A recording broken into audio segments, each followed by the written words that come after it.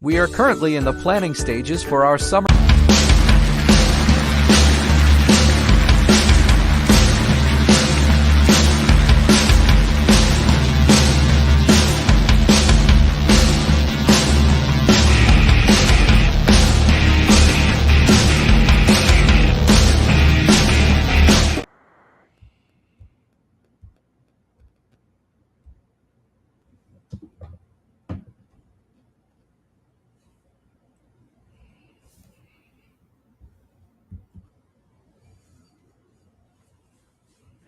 Let's see here.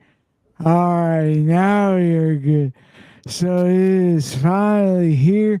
We are finally at the eve of first pitch for the Clemson baseball season, the 127th edition of Clemson baseball. Jason, are you as excited as I am for this season? Man, I've been counting down the days since the Gator Bowl, signing day.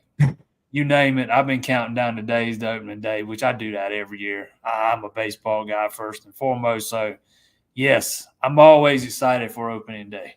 Absolutely, so am I. Well, if you're a baseball fan, we have you covered tonight. We are going to give position breakdowns, our outlook on the season, and get your comments and questions as always. If you want to text them, you can text our text line, or you can call us, or you can just comment down below. So, we are actually ready. We have a special guest getting ready to join us at 7:05. Joe Healy of D1 Baseball. If you're not familiar with their stuff, they are the gurus when it comes to college baseball. And so, I am excited to hear what he has to say. Yeah, me too. Now that we know what, at least the rotations, at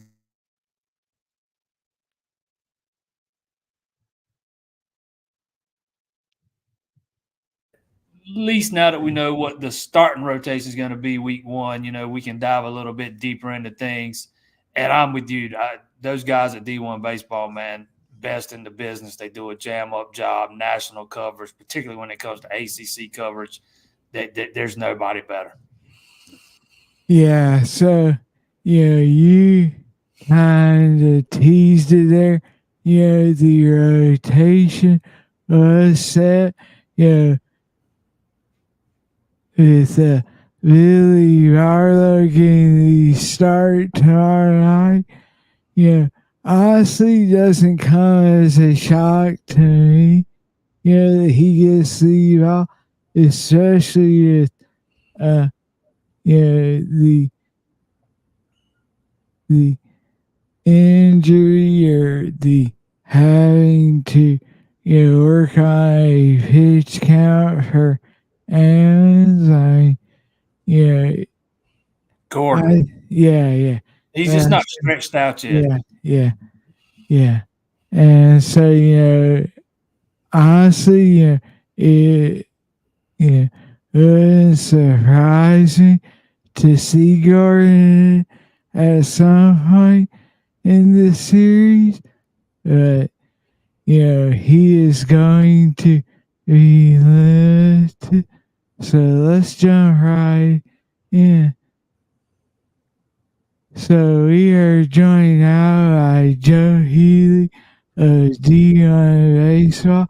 Joe, thank you so much for joining us. Yeah, happy to do it. Best time of year, college baseball. As we record this, will be upon us in, 15, 16 hours, first games start off. So yeah, excited to be here, excited to talk some college baseball.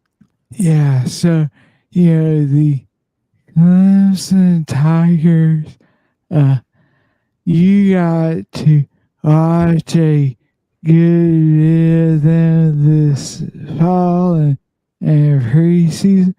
So just what are your top line thoughts on them as a team this year? Offensively, I'm intrigued by their athleticism.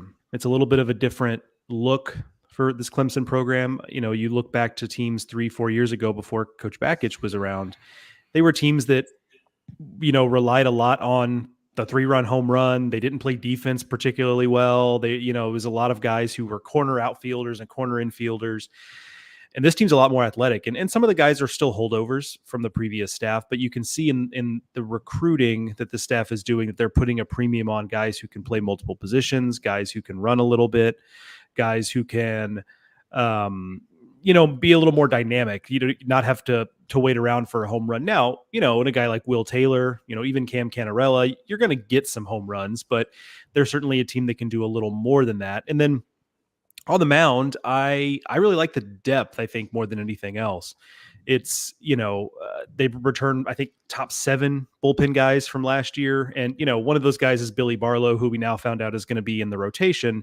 You know, Tristan Smith, too, who pitched mostly out of the bullpen last year. But when you return that kind of depth, that's a real asset because teams are always looking for guys, especially in the bullpen, to add to the depth.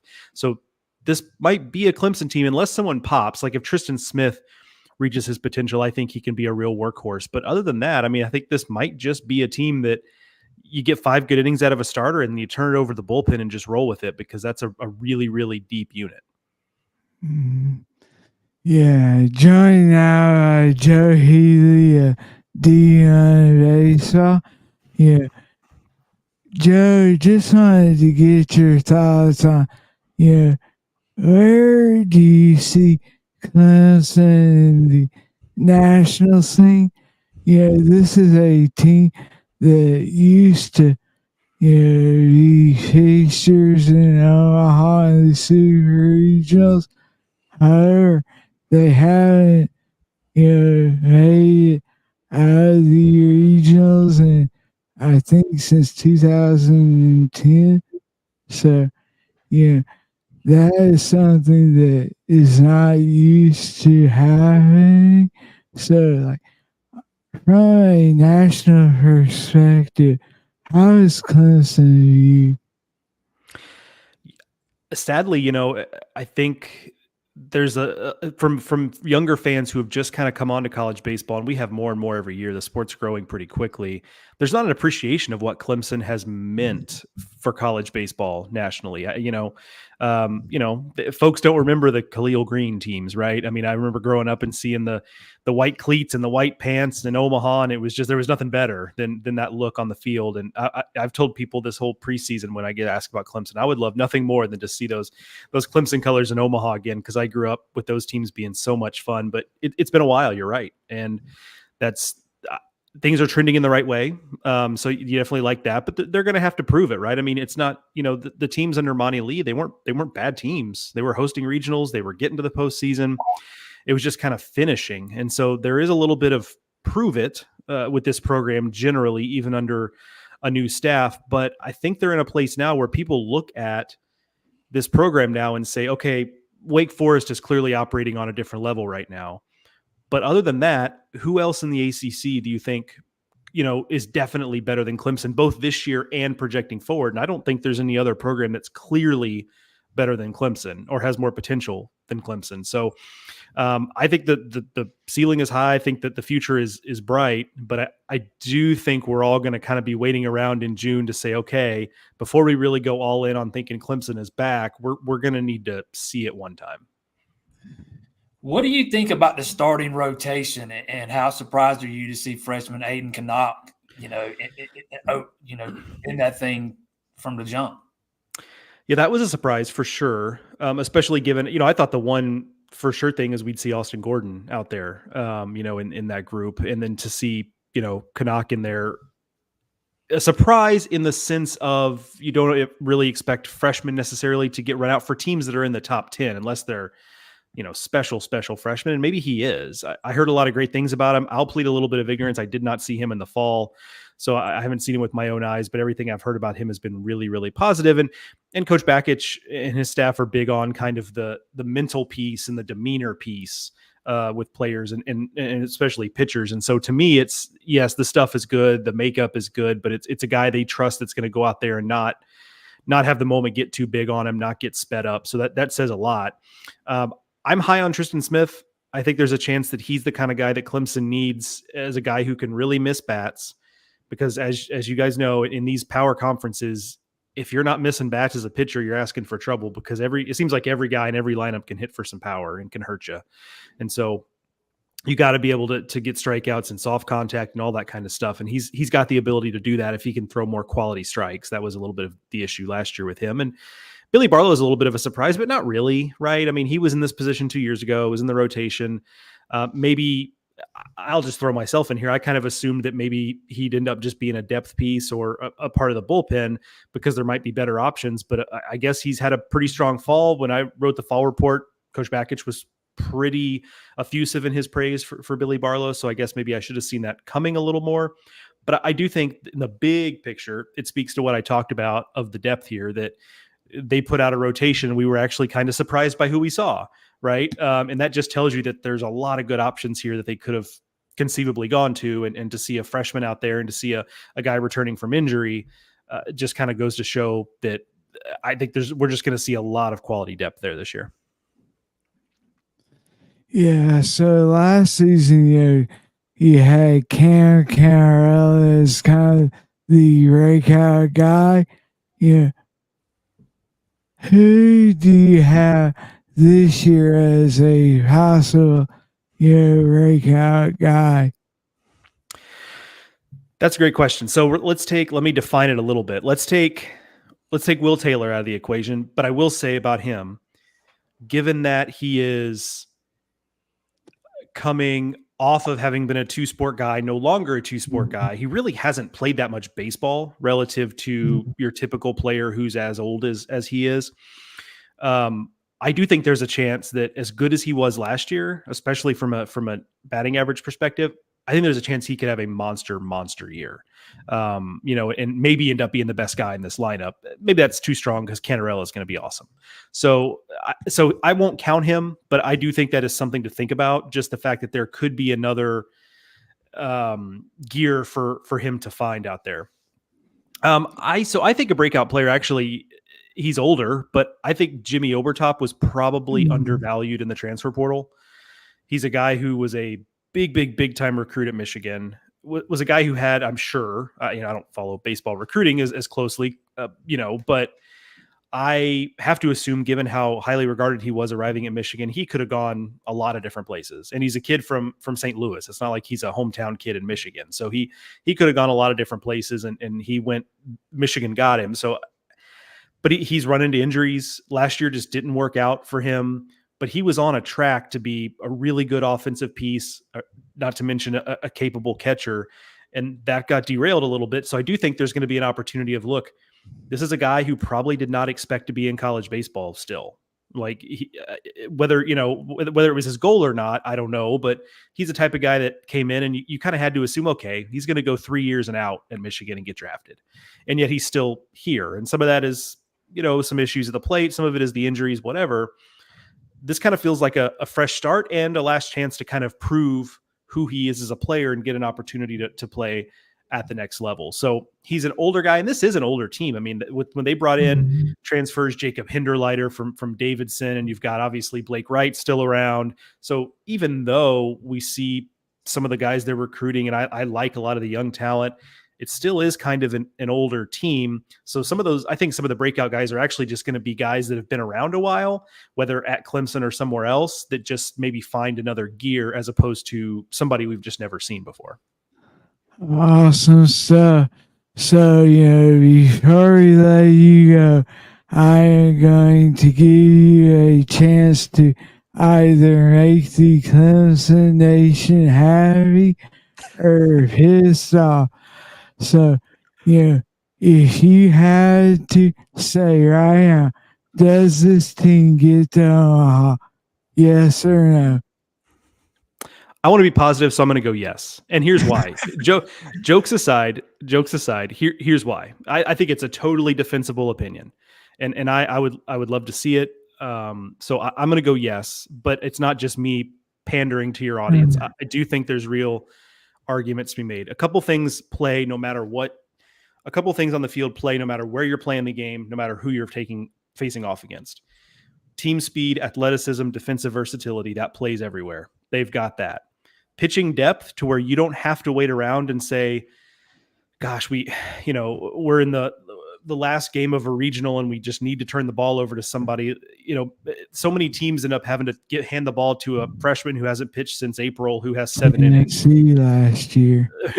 Right, exactly. Yeah, you know that all too well. I don't think that's going to be as much of an issue there. I mean, there are a lot of I could sit here all day with Lucas Malstead and Matthew Marshall and like guys who are just old and experienced and have pitched in a lot of games. So that pitching depth plays anywhere you go. Now, are there shortcomings? Sure. How physical is this team going to be offensively outside of a couple of guys? That's a question to be asked. I don't necessarily know if they have a dominant Friday dude at the front of the rotation. But I do think that they're loaded up to the point where the things they do, they're going to do extremely well. And to me, that wins in the postseason when you know who you are and you play to your strengths, and your strengths are things that can travel with you, whether you're playing in front of a crazy crowd at Doug Kingsmore or you're playing on the road or you're playing in Omaha. Like the stuff that they do well, I think is going to play anywhere. And I like those kind of teams come postseason time. Awesome stuff. So you heard it here first. Go ahead and book your hotels in Omaha. Yeah, I would actually recommend that they go quick. So just make sure it's refundable. Book your refundable hotel rooms just in case. But yeah, man, those suckers go quick in Omaha. Yes, they do. So Joe, why don't you tell everyone where they can catch you and see your stuff and everything about what you're doing.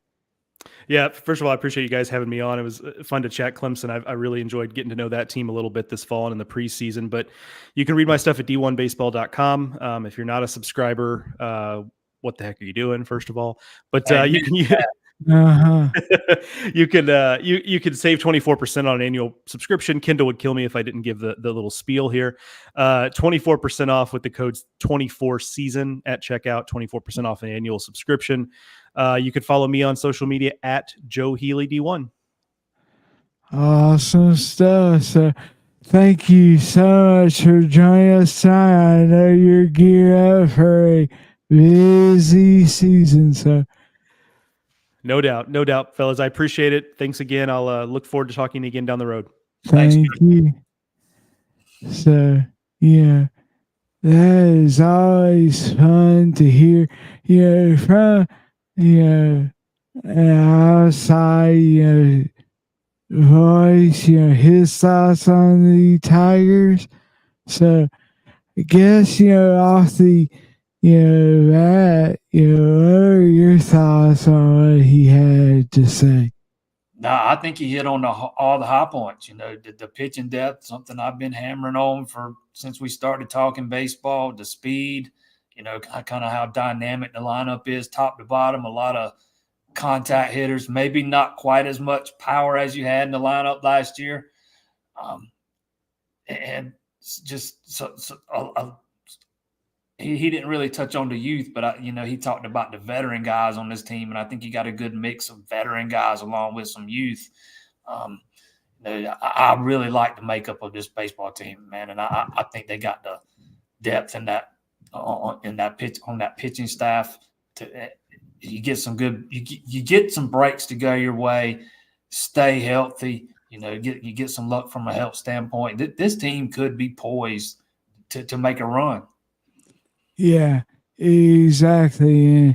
And, just for anyone who is interested in the code that he mentioned, is scrolling at the bottom of the video. So make sure you head to d1baseball.com and get yourself a subscription, because, as much as we like to think that we are the baseball guys and love it. These guys eat, sleep, drink it. They do it 24/7. So yeah, there honestly is no one better in the business. No, there's not, man. Joe, Aaron Fitt, Kendall Rogers, those guys are the best in the business, man. Best in the business. And they don't have to just cover one team. They're covering everybody, man, and they do it better than anybody. Exactly. So key your questions coming, we'll get to those. Let's kind of start, looking at the individual positions and kind of our thoughts, catchers. Jacob Jarrell is the only returning Tiger that has any experience. However, I think that he is not going to be your guy. I think that Jimmy Overtop is your guy. I think he is athletic as they come at that spot. He can also play, in the infield if there is a situation where that is needed. And so, the catcher spot, I think it's overlooked a lot of times, because they are the captains on the field. They are responsible for a lot of the calls and rotations and how, the alignment is. So I think, that turning it over to a guy like Overtop is a good idea. I think Jarrell's going to be your catcher more so than Overtop. Both those guys are going to be in the lineup regardless. One's going to be catching, one's going to be DH. Overtop can play first if you need him to. But listening to Eric Back, I originally thought the same way you did, but after listening to Eric Backus talk Tuesday and talking to a couple other people while I was at the scrimmages a couple weekends ago, it kind of sounded like maybe Jarrell's going to be doing more of the catching and Overtop. You sure that's not just a little Florence love coming out? No. I had even forgot he went to West Florence. It wasn't South Florence. I think he went to West Florence, or I forget which one, but I had forgotten about that. One of the PD schools, maybe I forget which one it was. But yeah, I was talking to somebody there a couple of weeks ago, and they told me that they thought it was gonna, because I thought the same thing, and they said, it might be Gerald. And then listening to Eric Backus talk the other day, but I don't think it matters too much. I think both those guys are good back there.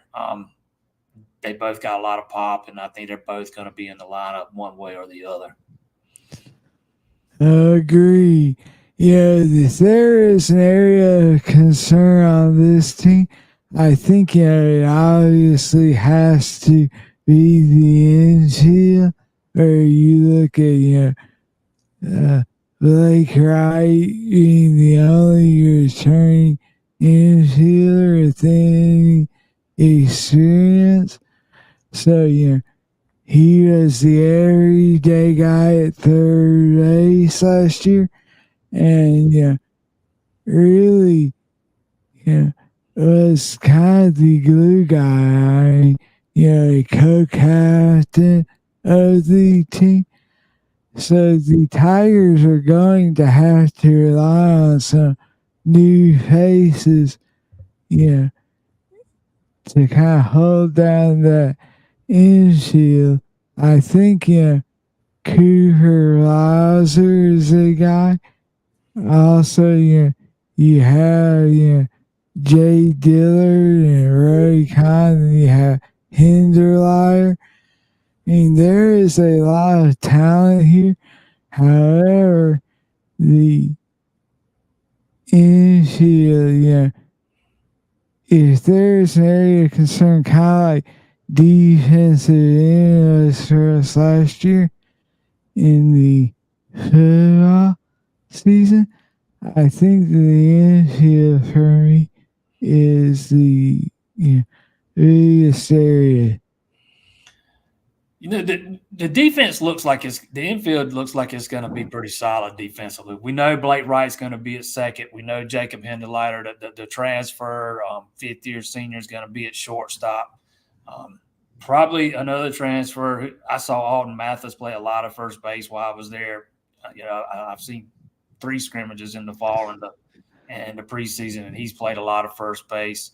Cooper Blauser plays some first base. And over at third, I saw Jay Diller play some third. Saw Nolan Rocky play some third. And he's had a really good preseason from what I've seen. Hasn't gotten talked about much. But to me, third base is going to be a question. First base is kind of a question. But you got the middle infield worked out. And I think you got 2 pretty solid guys defensively in Blake Wright and Hindeleiter. Yeah, I agree. And Jaron Purify, he is, the number 49 ranked freshman in the nation. So, he has all of the talent and skill to really help out the infield. It's just going to be, can he find his way onto the field?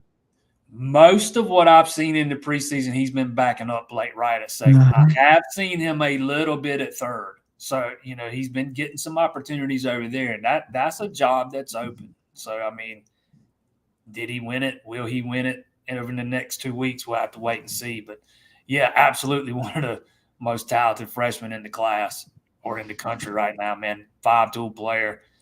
There's a lot to like about him when you watch him. He's really good in the field. He's got a lot of range. He's got some pop in his bat. He's got speed. I mean, he's a 5-tool player. Yes, he is. Let's get this question out of the way. South Carolina series is the first weekend in March. 3rd series of the season. Yes, sir. So as we continue down the position groups, moving on to the outfielder, I think anyone that follows college baseball knows who Clemson center fielder is going to be. Cam Carroll. He is a Golden Spice or watch list player this year. Honestly, he could have won the National Freshman of the Year. I think, just in my biased opinion, because he was that meaningful to this team last year. And you saw it, when he went out in the Tennessee game. How it affected the team. And, he is the number 1 college prospect for the 2025 draft. So, he is maybe the most exciting player on this team.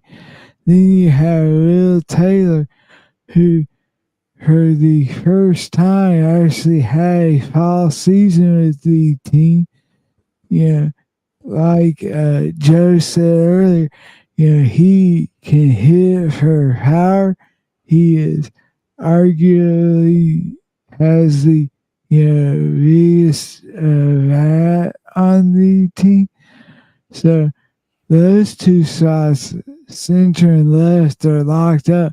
However, the right field spot, whereas someone said in the chat, seems like it's just a revolving door. That is the area where you have to find someone quick. Jack Crichton is a guy that, could take that spot. Also, Nathan Hall, or two of probably the guys that, get the first look. I mean, you look like you have something else up your sleeve. I'll tell you, the guy I've seen in right field the most is Devin Parks, freshman.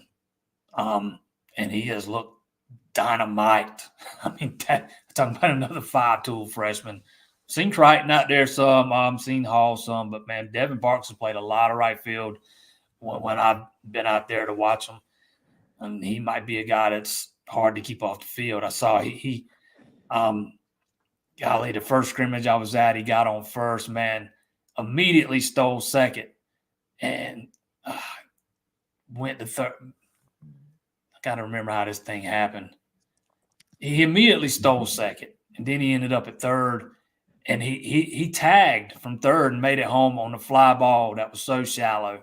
Nobody in their right mind would think about tagging, man. And he made it easy. I mean, he's just got outrageous speed. So I wouldn't count him out. But I do think it's going to be – we might see a handful of guys there early and see if somebody can grab that opportunity by the horns and lock that job down. But you got some options. Absolutely. Nathan Hall, Jack Crichton. I think Parks is another option too.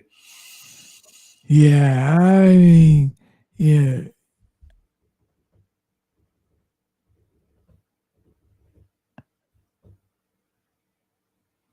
Think,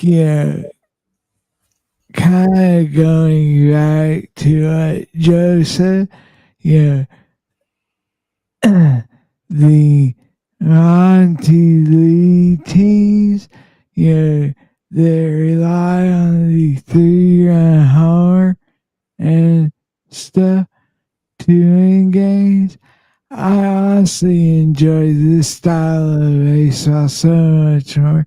The speed, the putting pressure on the defense through stealing bases and tagging on fly balls. I mean, to me, this is the stuff that was missing during Lee's tenure. I mean, because speed travels, and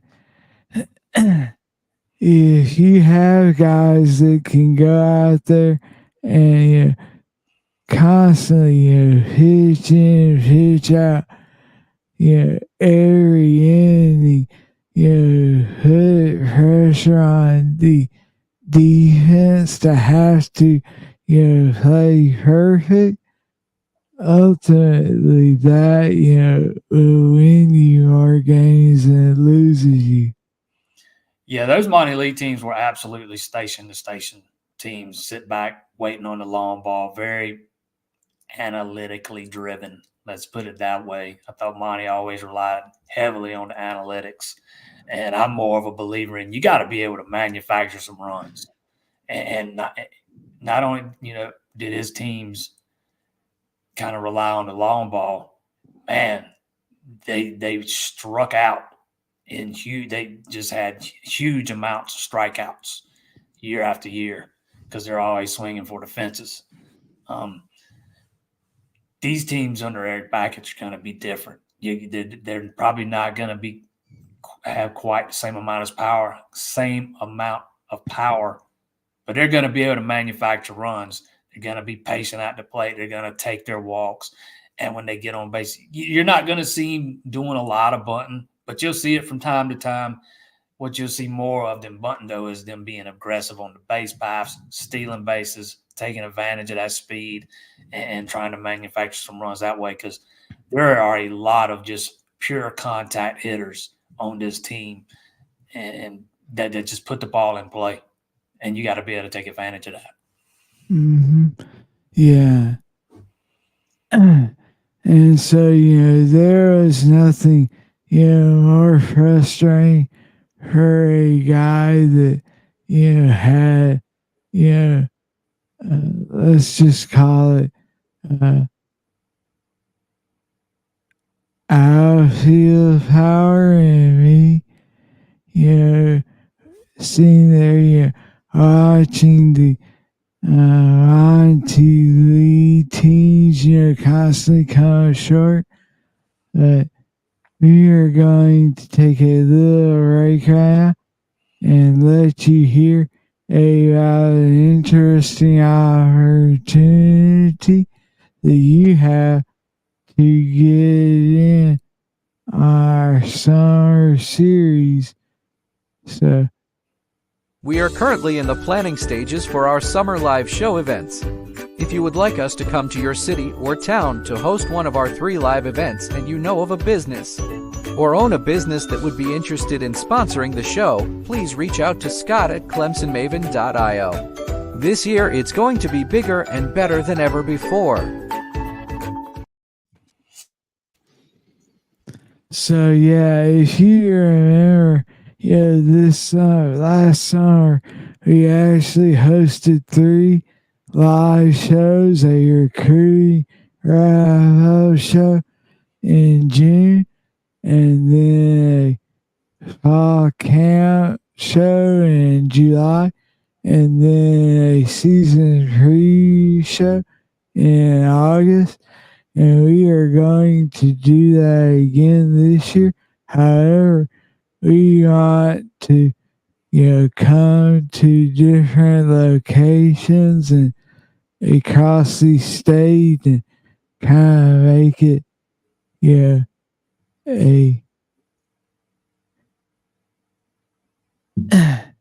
a kind of meet and greet kind of thing as well. So if you own a business or know someone, or you are just interested in us coming to your city, just reach out to Scott at clemsonmaven.io, and he'll be happy to discuss it with you. So, yes, that is that. So, guess, as we kind of look at tomorrow's game, a lot is going to be made about this team, win or lose, from the first game. So, what are you looking for as the Tigers take on Xavier? Who honestly, they were a hell of a team last year, and I think, they are going to be a tough matchup this year. Oh, on paper, this is one of the best opening series of the season, anywhere in the country. There's only a handful of series that this weekend that pit 2 teams against one another that both made regionals last year. So, and this is one of them. So, yeah, this is going to be Xavier will be a tough out. Thing I'm most excited to see tomorrow is Billy Barlow, to be quite honest. Talking about a kid that just, had some terrible luck last year, just got hurt, couldn't get back, and was killing it before he got hurt by all accounts, man. He was just he had started to take this big jump in his development from his freshman to his sophomore season. Then he gets hurt and barely pitches in here. When he did, he looked like a shell of his former self. But by all accounts, he's back. He looked solid the couple of innings I saw him throw the other day. And from my understanding, he has been really good this fall. So I'm anxious to see him tomorrow.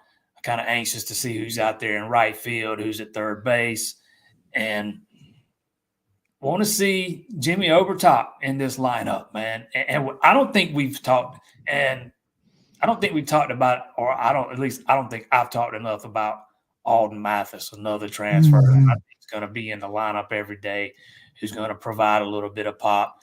I've talked a lot about Jimmy Overtop, and there's freshmen and Cantarell and Will Taylor, and I kind of keep overlooking Alden Mathis, and I think he's another name that fans should already start getting familiar with. Yeah, exactly. I mean, let's see, he transferred from Richmond. He hit 21 homers, 117 RBIs, and had a 4.8 OVP. So, that is a guy that has experience. He's a senior, so this is his last ride. And so, I think this lends itself to a little bit of what Joe was talking about with even though this team has a few holes to plug, this is a very veteran squad. And I think you're going to see that, pay dividends, especially early in the season. And a lot of veteran depth. Yeah. And Eric Backus said that this is probably his deepest team, 1-40, and I think it probably is. And that 2019 Michigan team was pretty dang good and had a lot of depth. But there's going to be a lot of good baseball players sitting on the bench at times this year because there's just not enough spots on the field for everybody at one time. That's just the way it's going to work out. Speaking of Mathis, I've seen him a lot at first base during the preseason. I could see him starting out there tomorrow. We'll see. But he's a bat that's got to be in the lineup, just like Overtop's got to be in the lineup, just like Gerald's got to be in the lineup. It just depends on where they decide to put him on each day because Mathis can play first, Overtop can play first, Overtop can catch, Gerald can catch. So, I mean, you got some options depending on how you want to write out that lineup card every day. Yeah, I mean, you look at the roster here and all you see are guys that you're like, damn, he could start, anywhere. Just there are dogs everywhere on this roster. There are guys that, could have transferred out, but decided to stick with it here. I think that, the more I think about it, the more in love with Will Taylor I get.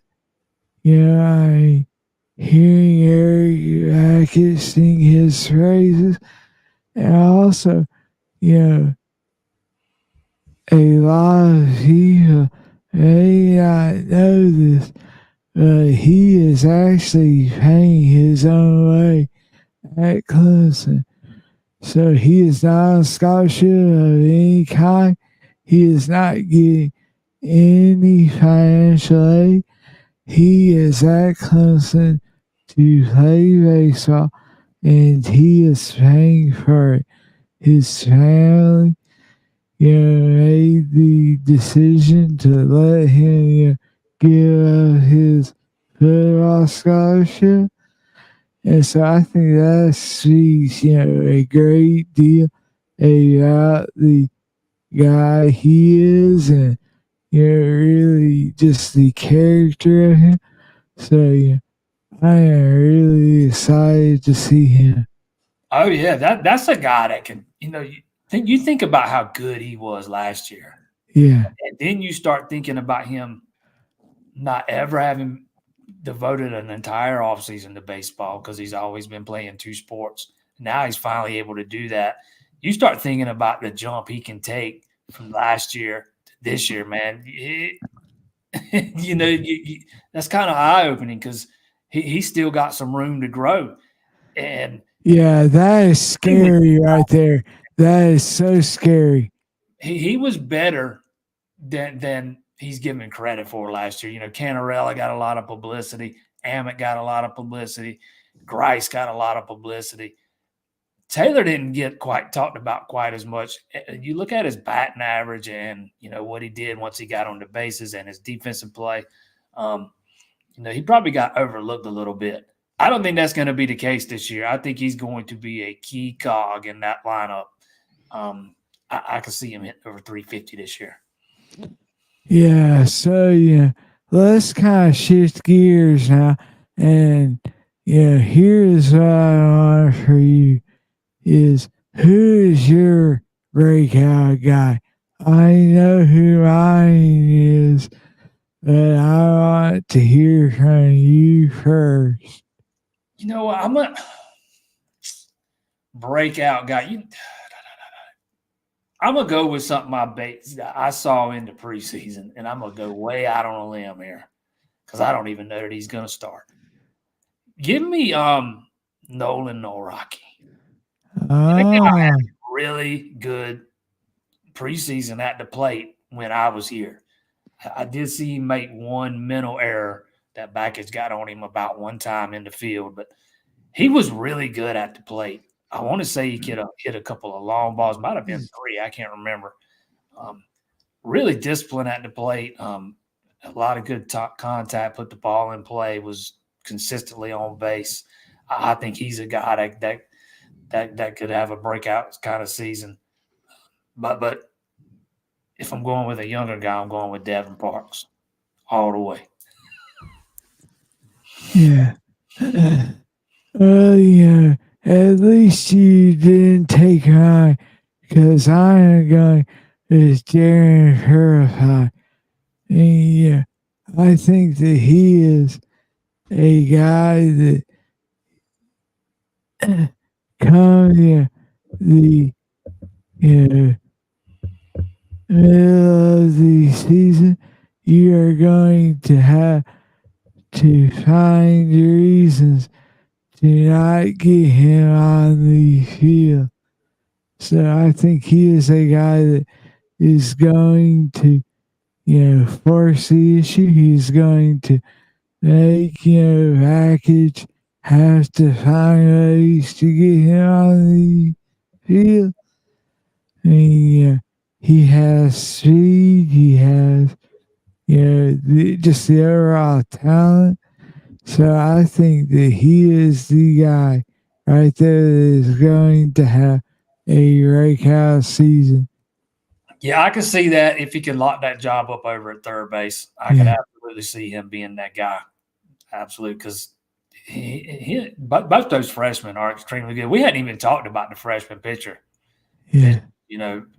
Aiden Kanak, who's going to start Sunday. Justin LaGuernick's another one who's probably going to help out of the pen this year.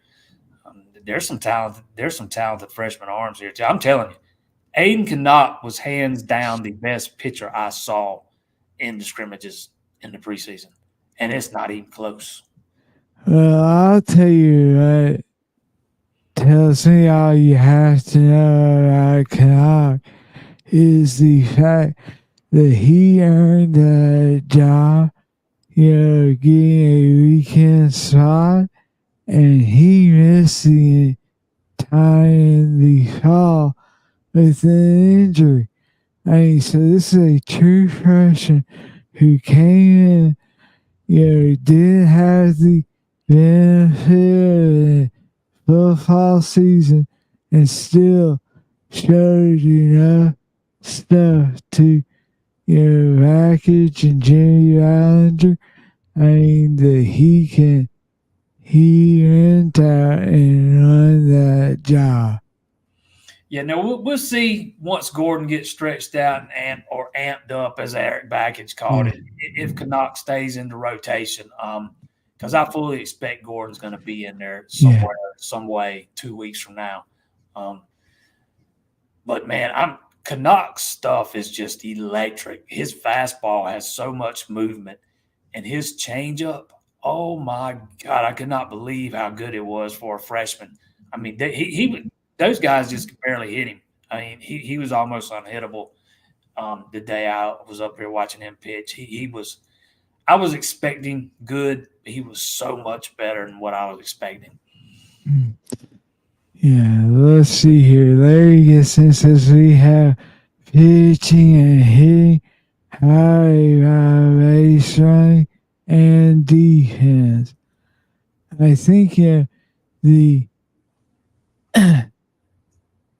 defense is the area that I kind of hint at is kind of the area of concern. Simply, because you're replacing 4 guys on the infield, and so that can lead to some issues, but these guys are also talented. Honestly, it's one of those things where I guess if I had to, pick an area of concern, it would be that. But there aren't, you're really having to nitpick this team to find areas that should, cause you great concern. Yeah, I'm not too worried about the defense in the infield, particularly in the middle infield. Again, you got Hinderleiter at shortstop, who's a veteran, who's played a lot of baseball in that position. Blake Wright does move from third back to second, but let's not forget, Wright originally played second when he first started out at Clemson, so he's got a lot of experience there. Now, the question that will become who's at third, and you got to have the right guy there with a good glove and a good arm. And I think they got some options. We'll see who can lock it down. And I think we'll probably see a lot of a mix of Mathis and Overtop at first in some regard. And Mathis is a guy that's played a lot of baseball. I think I saw Cooper Blauser play. I actually saw him playing third and first during the preseason. But if I had to guess, it might be Mathis that gets the first look. And he's played a lot of baseball too. Yeah. So, we ended our time with Joe getting him to kind of give us his thoughts on Clemson's chances to head to Omaha. So now it's our turn. Jason, we'll start with you. Does Clemson get to Omaha this year? Head, not heart. I think Clemson's going to get out. I think the regional drought's getting broken this year. I'm not sure they're going to make it all the way to Omaha. I do think they can. I think it's crazy to say Omaha or bust in a head coach's second season taking over the program. I think this team's got the potential to absolutely make it there. I think they've got the talent, they've got the pitching to be one of the top 7, 8, 9, 10 teams in the country. But if you're going to get out of that super regional round and make it to Omaha, you got to have some breaks go your way. You got to stay healthy, get a little bit of luck in that regard, keep those pitchers healthy. But this team's got the makeup, top to bottom, to absolutely do it. Yeah, I'm going to say they do, man. I think they're going to get back this year. I think they're getting out of the regional round. I think they're going to host a regional. You do that, you get out the regional round, you're going to host a super regional. And I like this pitching staff in a 2 out of 3 series. Yeah, exactly. You sure you're not just talking because you want us to make that trip this year? No. I've been going back and forth on it for a little bit. I've decided I think they're going to get there. Awesome. Yeah, I agree with you. I think that, when you listen to Eric Mackage talk about this team, and, I liken it to the way that Davo talked about the 2016 and 18 teams, he just kind of had that quiet confidence, like, he knew something that no one else knew. That is kind of the feeling that I get when I listen to Eric Mackage talk about this team. It's like he knows something. This team has something special that he doesn't really want to let it out. So I agree with you. I think this team makes it to Omaha, and all Clemson Tigers make their trip out to Omaha to cover a College World Series. And look, the College World Series, honestly, it's just like the football playoffs. I mean, it is all about matchups. And once you get out there, you get hot and you can make a run. And so, the sky's the limit once you reach Omaha. Hey, how many times have we heard Eric Backett say over the past 2 or 3 weeks and all the media appearances he's done? I bet he said it 3 times in my interview with him. It's all about getting hot at the right time. You had to earn the opportunity to get hot at the right time. Because I specifically asked him, what's it going to take to get out of that regional and back to Omaha? And that's what you got. You got earned opportunity, get hot at the right time, and there was nobody hotter than Clemson going into the postseason last year. Yeah. They just got a shitty draw again. It's like every single time the regionals have come, Clemson's got just the shittiest draw. With Vandy and Tennessee. Hey, bases loaded, no out in the 10th. I think it was. In the bottom of the 10th, you don't score. You got a runner on third with less than 2 out in the bottom of the 9th. You don't score. You got nobody to blame but yourself. And I can be the first one to tell you that. Listen. I ain't buying that. It was a shitty draw, and that is, last year and neither here nor there. I'll tell you another thing he said that stuck out is that when that team got there in the fall, he didn't have to say much to them. That they were ready to go, laser focused, motivated, and due to how last year kind of left a bad taste in their mouth. So I think that's another good sign for this team that they're not, that he's not having to, doesn't sound like he's having to coach everybody real hard, that they're kind of coaching themselves. And I think that's always a good sign with a baseball team. Well, Tickle has already gotten his room in Omaha, so let's know where you're staying and we'll come join you. Yes, sir. So, I guess, about this time, 24 hours from now, we'll be hopefully wrapping up Eric Backett's post-game presser. So, the season is upon us, and we are ready for it here, all Clemson Tigers. We'll have complete game coverage, before the game, live feeds during the game, post game. In fact, Jason and I are going to be live from the Kingsmore tomorrow and every Friday doing a pregame show. So be sure you look for us and say hey. But, Jason, I hope you're ready, man. It's a long season, but it's an exciting one. I look forward to seeing you tomorrow. Absolutely, man. I'm always ready for baseball. Let's do it. Heard that. So, if you haven't done so already, hit that subscribe button, hit that like button, and click the little bell so that you are notified whenever we go live. And follow us on our social media channels. For Jason Priester, I'm Zach Lentz. We'll see you at Doug Kingsmore tomorrow afternoon.